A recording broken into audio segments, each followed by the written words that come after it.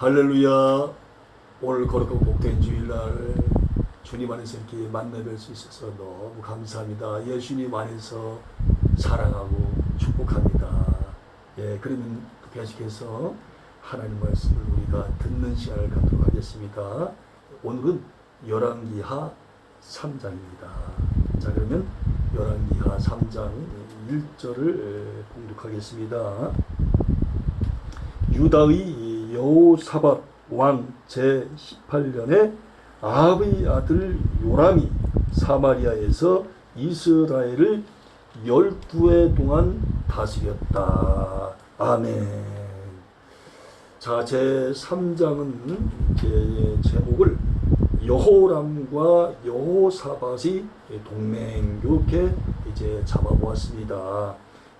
여호람은 북쪽 이스라엘의 왕이고요, 여호사밧은 남쪽 유다의 왕입니다. 자, 그러면 세 번에서 말씀을 올리면 1절에서부터 3절까지는 이스라엘 왕 여호람의 통치, 4절부터 12절까지는 여호람과 여호사밧의 동맹군이 만난 곤경, 13절부터 20절까지는 엘리사의 도움으로 기갈이 해소됨, 그리고 21절부터 27절까지는 모압의 패주와 이스라엘이 후퇴, 이렇게 이제 세부적으로 말씀을 올렸습니다. 자, 그러면 본장의 개요, 이 3장 전체의 숲을 한번 알아볼 것 같으면, 본장은 1장 1절에서 기록된 모압의 반역을 평정하기 위하여 아하시아가 죽은 뒤에 그 왕위를 계승한 아합의 아들 여호람이 유다왕 여호사밧과 동맹군을 결성하여 전쟁에 참전하는 과정을 기록하고 있습니다. 이 여호람은 형이 바로 아하시아입니다. 아하시아. 이 아하시아가 아들이 없어요. 아들이 없어서 결국은 제 동생이 이 왕위에 앉게 된 겁니다. 그런데 조금 후에 말씀을 올리겠습니다만은, 그런데 여호람과 여호사밧의 동맹군은 에돔 왕의 군대까지 보섭하여 모압을 정복하려고 나섰다가 7일 만에 군사와 짐승을 먹일 물이 떨어지고 맙니다.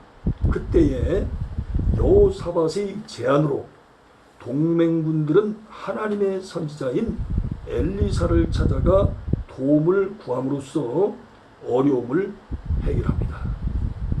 한편 그 후에 벌어진 접전에서 모압군이 이스라엘이 동맹군에게 참패하자 모압 왕은 맏아들을 번제로 드립니다. 자기 아들을 불에 태워서 이렇게 바치는 겁니다. 끔찍하지 않습니까? 이것을 본 이스라엘 동맹군은 더 이상의 공격을 멈추고 각자 자기 나라로 돌아가 버립니다. 자, 이번에는 1절부터 3절까지의 말씀을 가지고 여호람의 이스라엘 통치를 알아보도록 그렇게 하겠습니다. 아합의 아들 아하시아가 다락 난간에서 떨어져 병들었을 때 블레셋의 우상 바알 세붑에게 그 병이 나을 것인지를 묻다가 하나님의 진노를 전하는 엘리야의 경고대로 죽은 다음에 1장 1절부터 17절 나와 있지 않습니까? 하나님께 여쭤봐야 되는데 세상에 바알 세붑의 우상인 바알 세붑에게 이렇게 물어봐서 되겠습니까? 아하시아에게는 아들이 없었기 때문에 그의 동생인 여호람이 왕위를 계승하여 사마리아에서, 이 사마리아는 북쪽 이스라엘의 수도입니다. 사마리아에서 12년간 이스라엘을 통치합니다. 그런데 성경은 이스라엘 왕 여호람의 통치를 평가하기를 저가 여호와 보시기에 악을 행하였으나 그 부모와 같이 하지는 아니하였으니 이는 저가 그 아비의 만든 발의 주상을 제하였음이라. 이전에서 그렇게 말씀하고 있습니다. 예. 아버지가 아합이고 어머니가 이세벨이잖아요. 얼마나 악한 왕비입니까? 네, 자기 아버지나 어머니만큼은 이제 악하지는 않았을지라도 여전히 악한 길로 갔다. 그렇게 말씀하고 있는 겁니다. 이것은 여호람이 그의 형인 아하시아가 그 아비 아합의 길과 그 어미 이세벨의 길을 걸으면서 바알을 섬겨 숭배한 전처를 자기는 밟지 않으려고 어느 정도 노력했다는 증거가 될 수 있습니다. 왜냐하면 여호람이 통치하던 그 당시에도 그의 어머니 이세벨이 여전히 살아있어서 상당한 세력을 행사하고 있었음에도 불구하고 여호람이 부분적으로나마 바알 우상을 공공연하게 제거했다는 것은 그의 결의가 단호했다는 의미이기 때문입니다. 자, 여러분 아주 잘했죠. 왜냐하면 어머니 이세벨이 얼마나 악합니까? 그렇지만 여호람도 역시 느밧의 아들 여로보암이 이스라엘로 범하게 한 그 죄를 따라 행하고 악에서 근본적으로 떠나지는 못했습니다.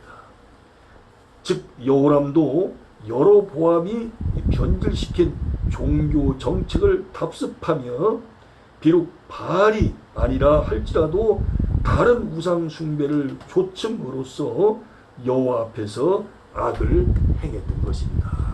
자, 이번에는 1절 말씀을 가지고 이스라엘 왕 여호람이 즉위한 연대에 관련된 문제점을 이제 알아보도록 하겠습니다.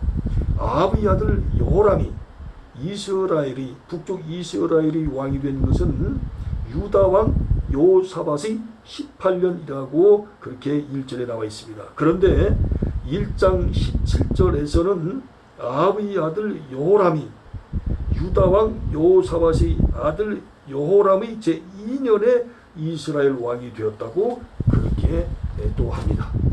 한편 열왕기상 22장 51절에는 여호람 이전에 이스라엘을 2년간 통치한 아하시아가 유다 왕 여호사밧 제17년에 왕이 되었다고 하며 8장 16절에는 유다 왕 여호람이 이스라엘 왕 아합의 아들 여호람 제5년에 자기 아버지 여호사밧이 아직 살아있을 때에 왕이 되었다고 합니다. 야, 이거 참 복잡하지 않습니까?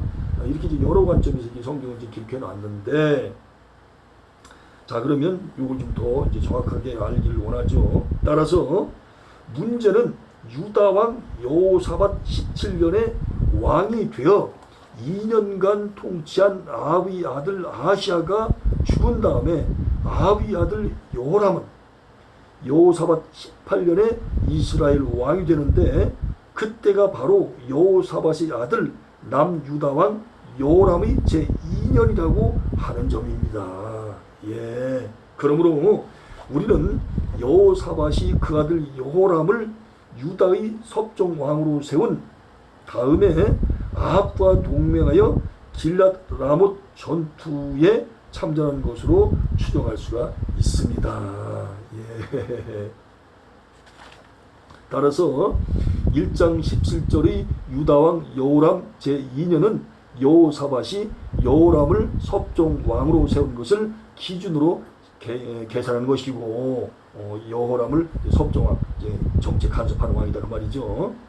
것이고, 8장 16절은 여호사밧이 죽기 전에 이미 5년 이상 섭정한 자기 아들 여호람에게 비로소 완전한 왕권을 물려준 것으로 해석할 수가 있습니다. 자, 이렇게 이제 말씀을 드리니까 조금 이제 이해가 되죠.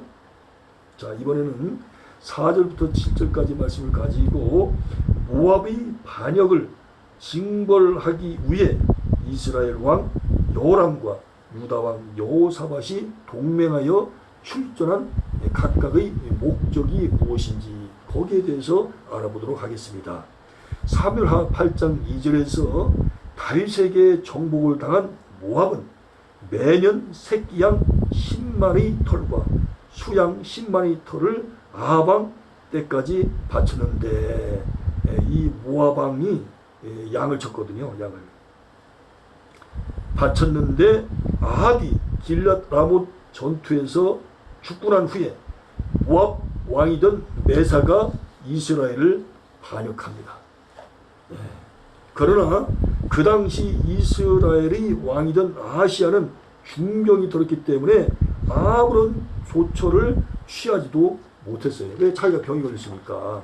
이제 아하시야를 계승한 여호람이, 동생이라고 그랬죠, 드디어 모압의 반역을 징계하기 위한 계획을 세우게 된 것입니다.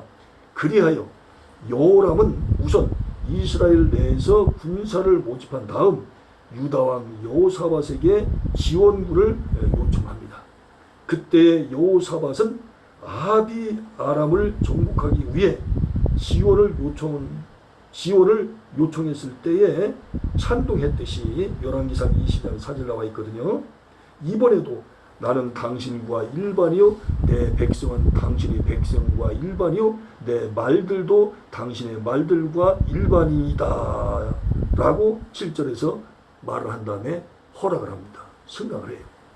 한편 여호사밧은 아합을 도와 길랏 라못 전투에 참가한 것과 아하시야와 교제한 것에 대해 선지자의 책망을 벌써 받았음에도 불구하고 역대하 19장 2절, 20장 37절 나와 있거든요. 여기서 또다시 여호람에게 협조한 것은 모압과 암몬이 연합하여 유다를 공격한 사건에 대한 복수와, 자, 지금 책망을 받았잖아요.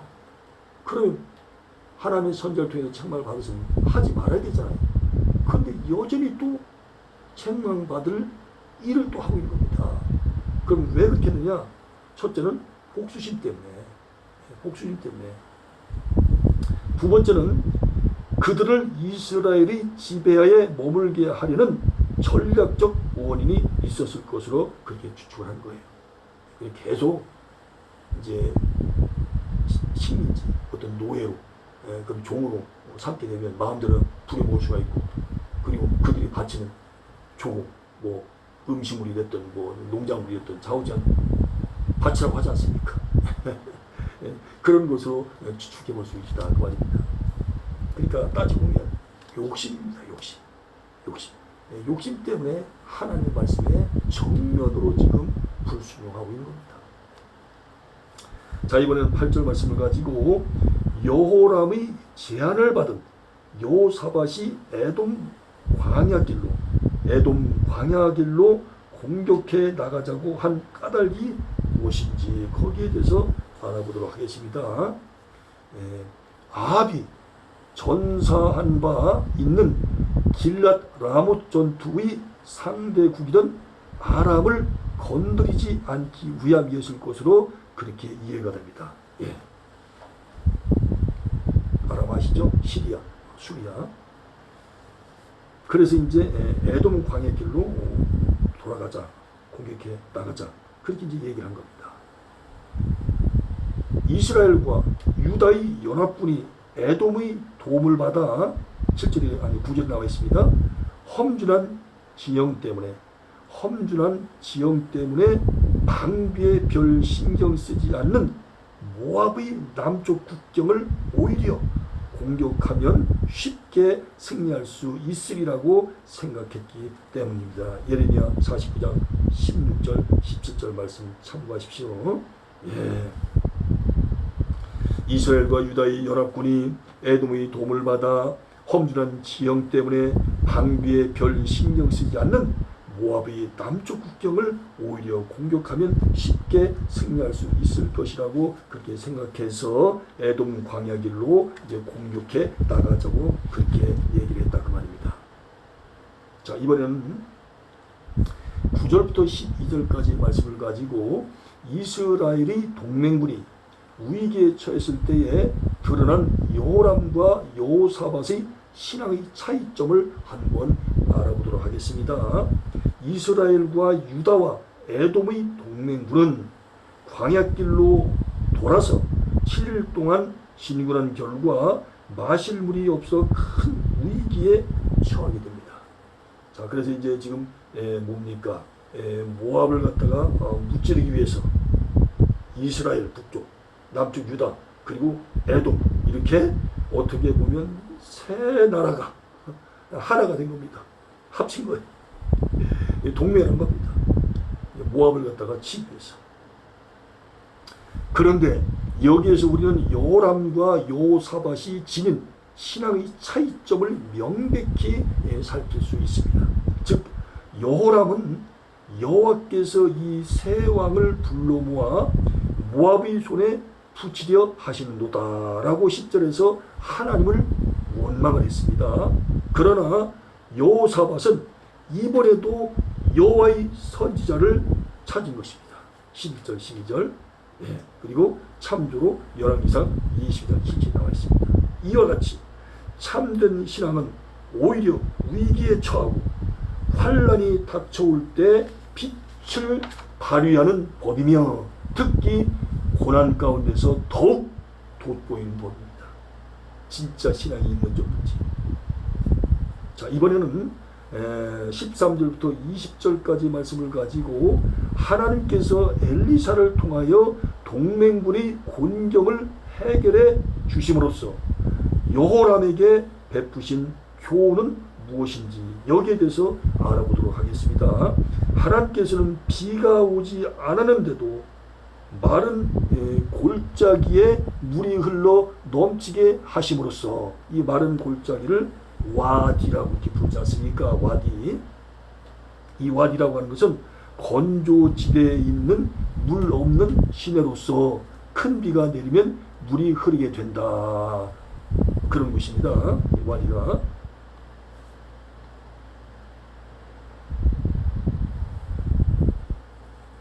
하나님께서는 비가 오지 않았는데도 마른 골짜기에 물이 흘러 넘치게 하심으로써 10절에 나타난 요람의 원망이 얼마나 공연한 것이었는지를 드러내 주셨습니다. 자, 이렇게 이제 엄청난 정말 물이 주어져서 해결받았잖아요. 그걸 마시면서 이 요람은 얼마나 주님 앞에 죄송하고 황송하고 미안하고 얼마나 부끄럽겠습니까? 조금만 참으면 되는데 그걸 못 참아서 또 이렇게 그냥 이러쿵저러쿵 꿍실거리다가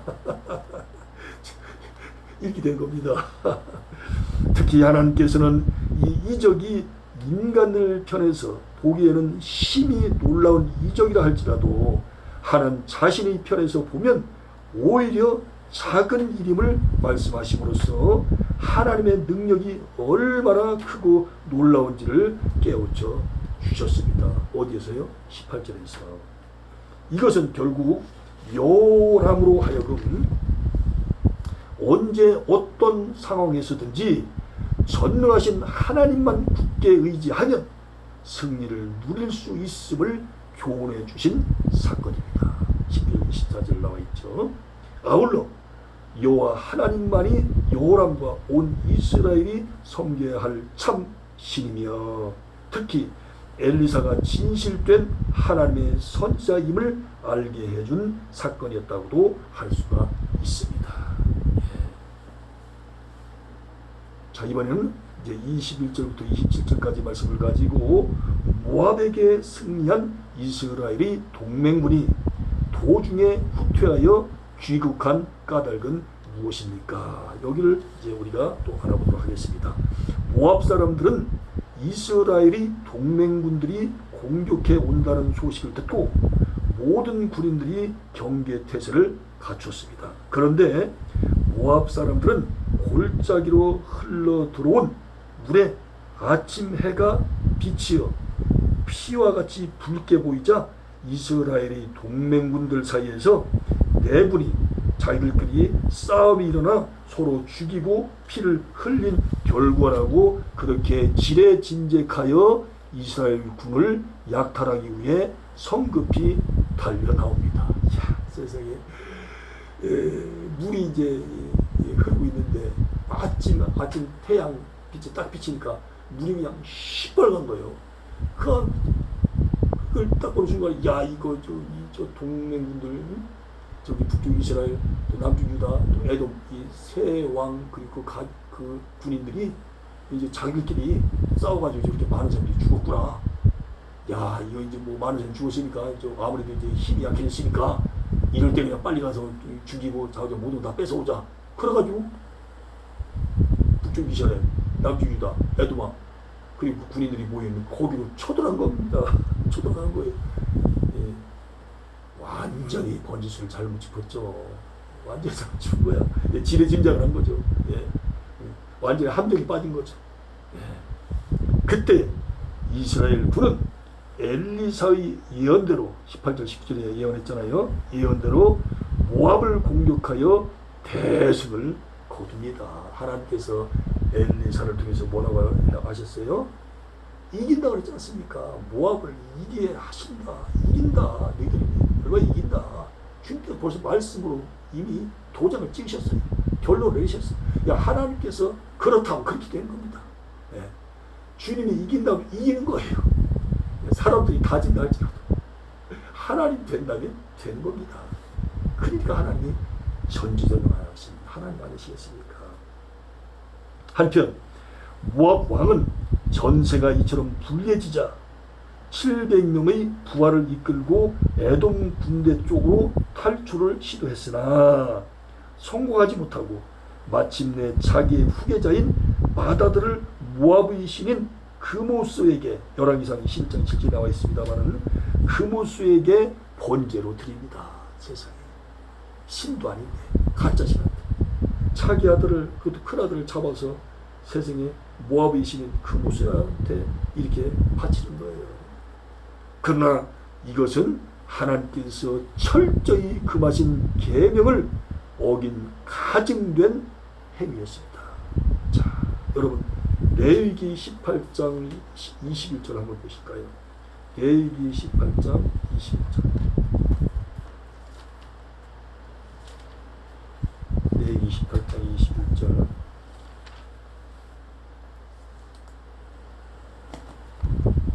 자, 거기 보면 너는 네 자식들을 몰렉에게 희생 제물로 바치면 안 된다. 그렇게 하는 것은 네 하나님의 이름을 더럽게 하는 이다. 나는 주다 그랬습니다. 예, 몰렉 암몬 사람들이 신이거든요. 예, 그러니까 이렇게 참 신이 아닌 신한테 가짜 신이지. 예, 이런 가짜 신한테 사람을 제물로 바치서는 안 된다는 겁니다. 자, 왜 그렇게 하지 말라고요? 그렇게 하는 것은 곧 하나님의 이름을 더럽히는 행위라는 거예요. 그런데 버젓이 모압 왕은 자기 아들을 제물로 바친 겁니다. 따라서 이 사건으로 이스라엘에게 크게 통분함이 임하고 결국 이스라엘의 동맹군은 귀국하고 맙니다. 즉 이스라엘 동맹군들은 그들의 공격이 결과적으로 하나님께서 금하신 인간 희생을 야기시켰기 때문에 하나님의 진노를 두려워한 것이에요. 예. 그래서 이제 집으로 각자 고국으로 그렇게 돌아갔던 것입니다. 예. 더 저기하다가는 더 엄청난 하나님 진노를 받을 수 있겠구나 하는 두려움이 이들이 이제 각자 집으로 돌아가도 그렇게 한 것이라 그 말은 아니겠습니까? 자, 여러분 오늘 이제 열왕기하 3장을 이렇게 말씀을 들으면서 여러 가지 생각이 들지 않겠습니까? 오직 이 말씀을 통해서 우리에게 주신 메시지는 간단합니다. 우리가 믿을 대상은 오직 삼위일체 하나님, 유일신 하나님밖에 없다.